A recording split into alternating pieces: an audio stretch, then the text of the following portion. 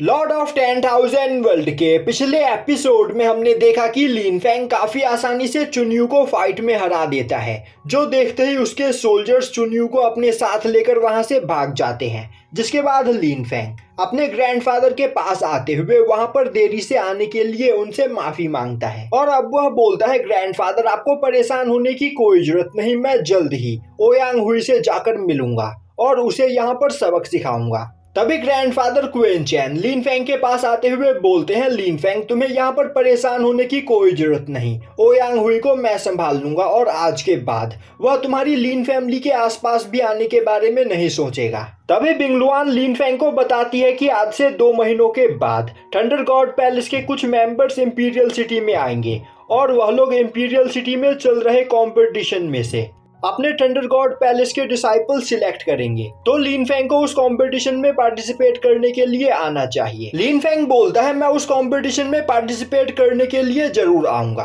और अब यह सुनने के बाद ग्रैंडफादर क्वेन चैन अपने सभी लोगों को अपने साथ लेकर वहां से चले जाते हैं। अब लिन फैंग लिन साओयू से बोलता है, मैं तुम्हारे लिए यहाँ पर कुछ लेकर आया हूँ, तो तुम मेरे साथ चलो।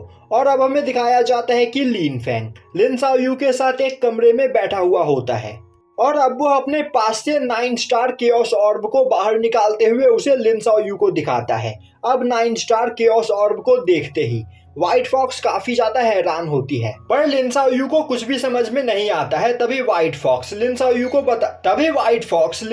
को बताती है कि 9 स्टार केओस ऑर्ब एक डिवाइन लेवल वेपन है और एंशिएंट टाइम में यह ड्रैगन क्लैन के एंसेस्टर आउटियान के पास हुआ करता था और इसी वेपन का यूज करते हुए आउटियान ने एंशिएंट टाइम सभी डीमंस को एंशिएंट गॉड कॉन्टिनेंट पर आने से रोका था। यह वेपन सच में बहुत ही ज्यादा पावरफुल है और अब मुझे यहाँ पर समझ में आ रहा है, शायद से तुम्हारे भाई लिन फैंग को जरूर आउटियान का इनहेरिटेंस प्राप्त हुआ है, इसी वजह से उसके पास ड्रैगन ब्लेड और यह केओस ऑर्ब है। तभी लिन फैंग बोलता है, व्हाइट फॉक्स तुम बिल्कुल सही बोल रही हो, यह 9 स्टार केओस ऑर्ब ही है और मुझे यहाँ पर ड्रैगन एंसेस्टर आउटियान का इनहेरिटेंस मिला है। यह सुनते ही व्हाइट फॉक्स हैरान होते हुए बोलती है, आखिर तुम हमारी बातें कैसे सुन सकते हो।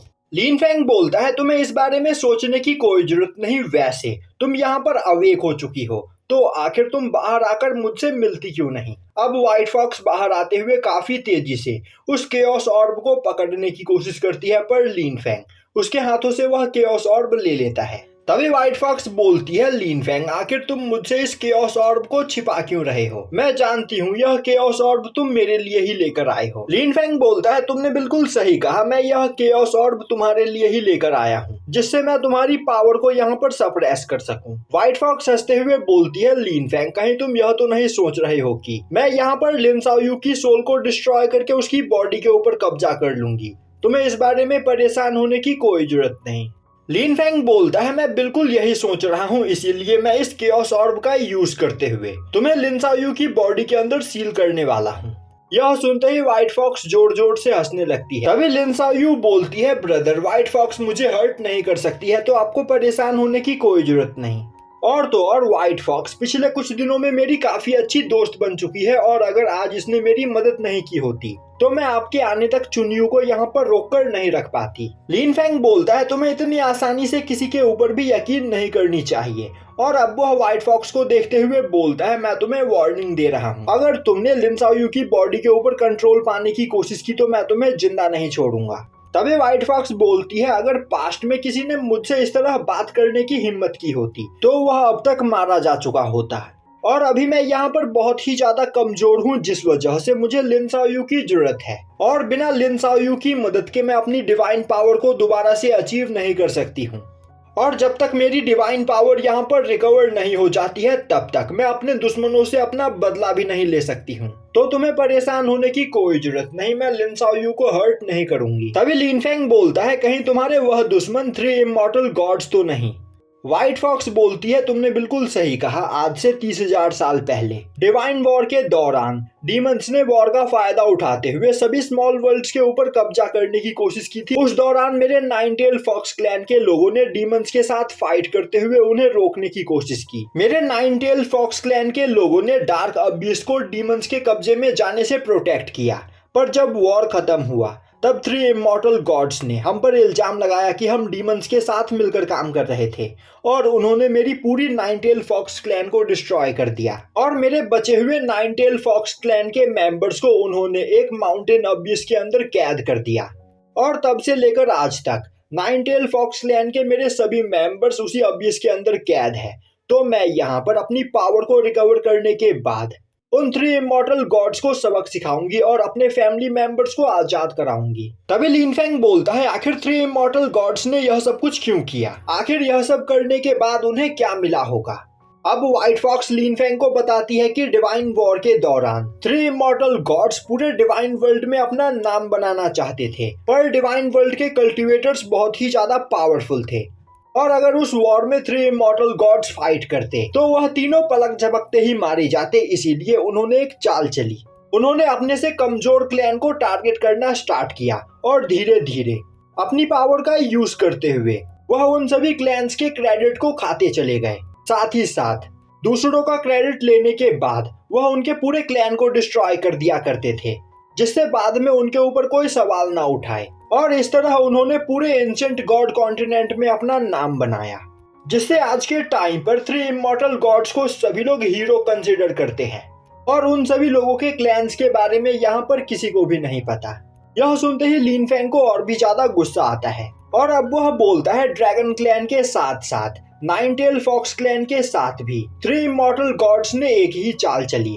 मैं उन 3 इमॉर्टल गॉड्स की सच्चाई यहाँ पर सभी लोगों के सामने लाकर रहूंगा। अब यह सुनते ही व्हाइट फॉक्स बोलती है, तो हमारा मिशन यहाँ पर सेम है, तो फिर क्यों ना हम दोनों एक साथ मिलकर काम करें। तुम यहाँ पर 3 इमॉर्टल गॉड से ड्रैगन क्लैन का बदला लेना चाहते हो और मैं अपने नाइन-टेल फॉक्स क्लैन का बदला। तो अगर हम दोनों एक साथ मिलकर काम करें तो हम अपने मिशन को जल्द से जल्द यहाँ पर कंप्लीट कर सकते हैं। तभी लिन शाओयू आगे आते हुए बोलती है, ब्रदर हमें व्हाइट फॉक्स के साथ मिलकर यहाँ पर काम करना चाहिए।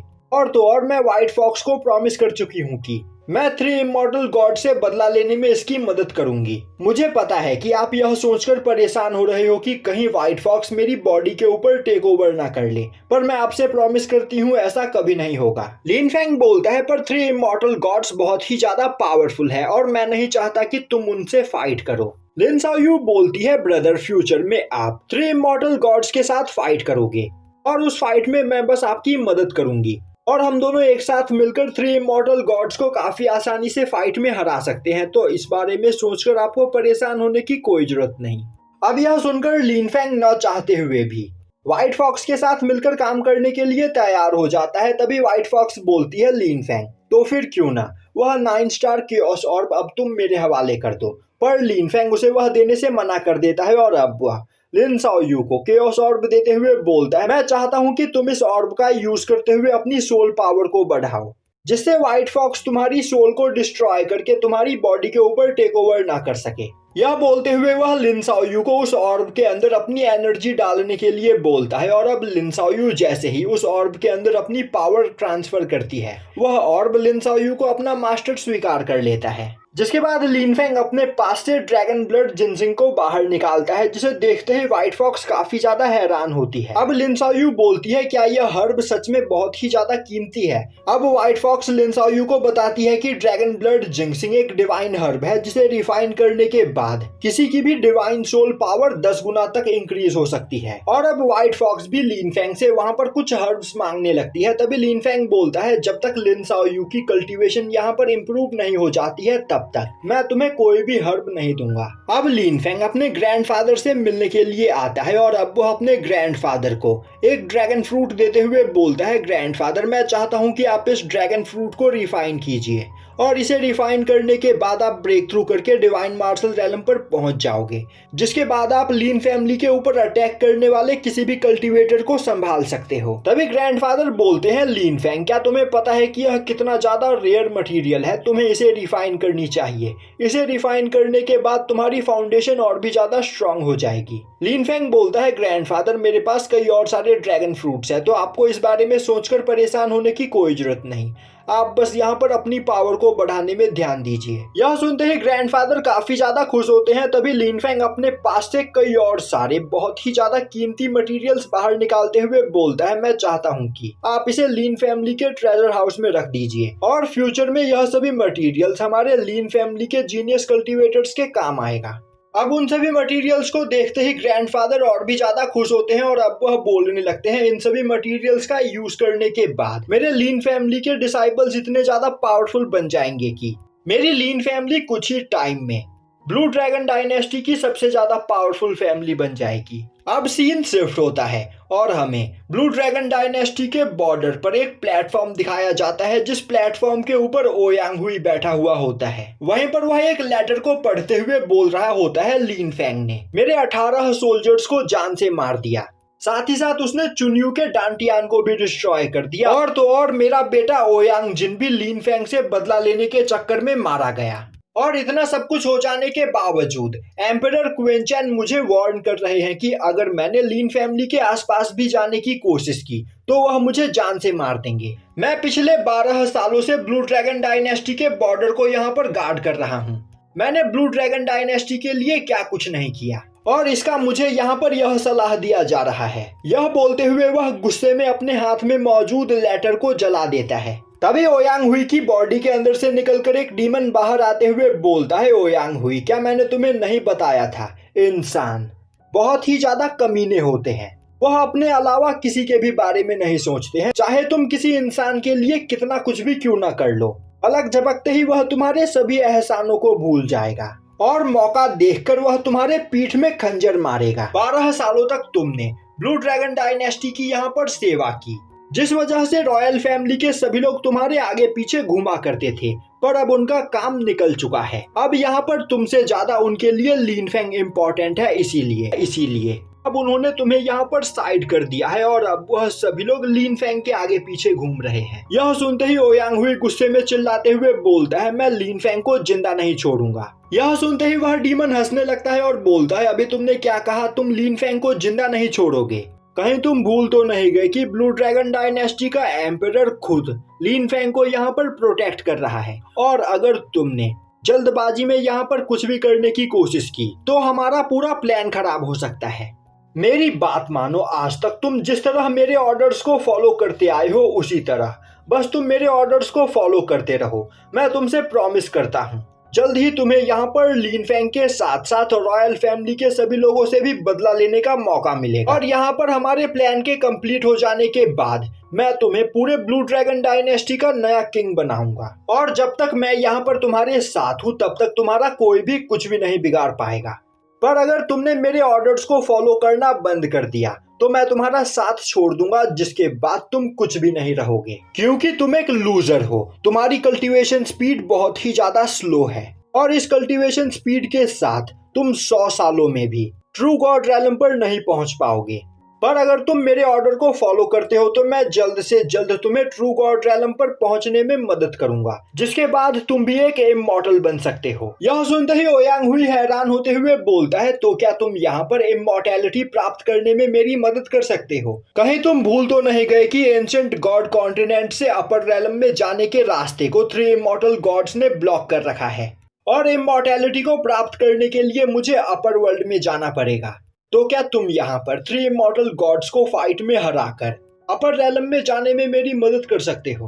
3 इमॉर्टल गॉड्स बहुत ही ज्यादा पावरफुल है और वह बस अपनी एक फूक में तुम्हें जलाकर राख कर सकते हैं। यह सुनते ही वह डीमन वहां पर हंसने लगता है और बोलता है, 3 इमॉर्टल गॉड्स मेरे सामने कुछ भी नहीं। एंशिएंट टाइम में इस एंशिएंट गॉड कॉन्टिनेंट पर कई सारे पावरफुल क्लैंस रहा करते थे जिन्होंने एंशिएंट वॉर में पार्टिसिपेट किया था। उस टाइम पर 3 इमॉर्टल गॉड्स की कल्टीवेशन ट्रू गॉड रैलम की थी और वह एंशिएंट गॉड कॉन्टिनेंट के सभी पावरफुल लोगों में से एक माने जाते थे। पर जैसे ही वॉर स्टार्ट हुआ वह तीनों अपनी जान बचाकर स्पिरिचुअल डोमेन में भाग गए और जब एंशिएंट गॉड क्लैन के बाकी सभी कल्टीवेटर्स डीमन से फाइट जीत चुके थे तब वह तीनों वापस लौटे और उस दौरान तक एंशिएंट गॉड कॉन्टिनेंट के सभी पावरफुल फैमिलीज और कल्टीवेटर्स बहुत ही ज्यादा कमजोर हो चुके थे। इसका फायदा उठाते हुए उन तीनों ने इस पूरे एंशिएंट गॉड कॉन्टिनेंट पर कब्जा कर लिया। और तुम्हें एक राज की बात बताऊं, हम डीमंस ने 3 इमॉर्टल गॉड्स को स्पिरिचुअल डोमेन में भागते टाइम पकड़ लिया था और कई दिनों तक वह तीनों हमारे कैद में थे। उस दौरान हमारे बीच एक एग्रीमेंट हुई। हम 3 इमॉर्टल गॉड्स को एंशिएंट गॉड कॉन्टिनेंट के ऊपर रूल करने का एक मौका देंगे, जिसके बदले 3 इमॉर्टल गॉड्स को एंशिएंट गॉड कॉन्टिनेंट के सभी पावरफुल क्लैंस को डिस्ट्रॉय करना होगा।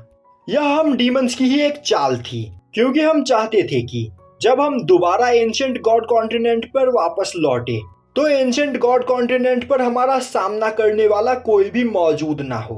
और 3 इमॉर्टल गॉड्स हमारी चाल में फंस गए। उन्होंने हमारे एग्रीमेंट को एक्सेप्ट कर लिया और वॉर के खत्म होने के बाद उन बेवकूफों ने एंशिएंट गॉड कॉन्टिनेंट पर मौजूद सभी पावरफुल क्लैंस को डिस्ट्रॉय कर दिया, जिस वजह से आज के टाइम पर पूरे एंशिएंट गॉड कॉन्टिनेंट में ऐसा कोई भी कल्टीवेटर मौजूद नहीं है जो हम डीमंस का सामना कर सके। यह सुनते ही ओयांग हुई काफी ज्यादा हैरान होता है और अब वह बोलता है सुप्रीम गॉड एम्परर के बारे में क्या ख्याल है। यह सुनते ही वह डीमन दोबारा से हंसने लगता है और अब वह बोलता है डिवाइन वॉर के ही टाइम से सुप्रीम गॉड एम्परर गायब है और वह यहाँ पर जिंदा भी है या फिर मर चुके हैं, इसका भी हमें कोई आइडिया नहीं। तो हमें सुप्रीम गॉड एम्परर से डरने की कोई जरूरत नहीं। और आज के टाइम पर एंशिएंट गॉड कॉन्टिनेंट इतना ज्यादा कमजोर हो चुका है कि हम डीमंस जब चाहे तब इसके ऊपर अटैक करके इसे अपने कब्जे में ले सकते हैं। पर हमारा यह करने का कोई प्लान नहीं ओयांग हुई। मैं चाहता हूँ कि हम डीमंस की जगह तुम इस एंशिएंट गॉड कॉन्टिनेंट के ऊपर राज करो। हम डीमंस का तुम्हें फुल सपोर्ट रहेगा। यह सुनते ही ओयांग हुई काफी ज्यादा खुश हो जाता है और बोलता है मुझे यह मंजूर है मास्टर, मैं आपके सभी ऑर्डर्स को फॉलो करने के लिए तैयार हूँ। तो मुझे बताइए आगे यहाँ पर क्या करना है।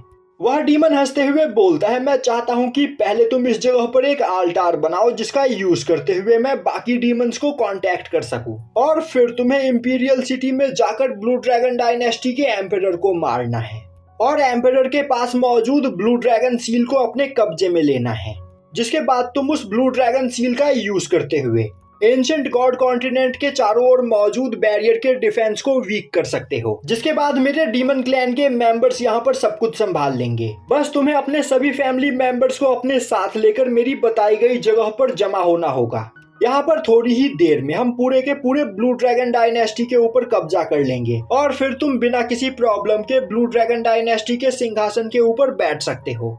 अब यह सुनते ही ओयांग हुई बोलता है इस जगह पर आल्टार बनाना मेरे लिए कोई बड़ी बात नहीं, पर इंपीरियल सिटी में जाकर ब्लू ड्रैगन डायनेस्टी के एम्परर को मारना बहुत ही ज्यादा मुश्किल काम है। वह डीमन हंसते हुए बोलता है तुम्हें परेशान होने की कोई जरूरत नहीं, मैं तुम्हारे साथ हूँ और मेरे रहते तुम्हें यहाँ पर कोई टच भी नहीं कर सकता है। यह सुनते ही ओयांग हुई काफी ज्यादा खुश होता है और यहीं पर यह एपिसोड खत्म हो जाता है।